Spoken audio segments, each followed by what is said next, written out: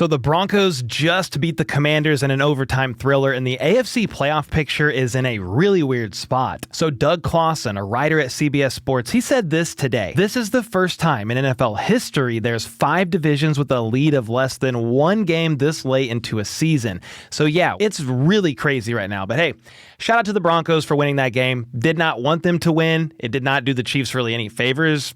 To me, not really. But the Commanders gave them a run for their money. Traylon Burks with the crazy one-handed catch for the score. That was awesome. And it went all the way to overtime, down to the wire. Nick Bonito batted it down when Mariota, he had that guy open, just had to loft it a little bit more. Either way, I respected them going for 2 rather than kicking a field goal to tie it and either end the game in a tie, I guess, or a Will Lutz field goal would still give the Broncos the W.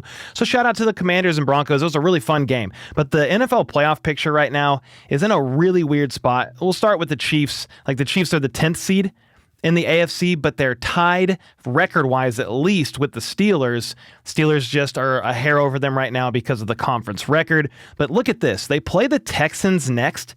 And if you beat the Texans, you are both 7-6, and the Chiefs would have the tiebreaker over them. The Bills are right up above them at 8-4. But man, they still have the Patriots. They've got the Browns. They have the Eagles. Like, their schedule is not necessarily getting any easier here down the stretch.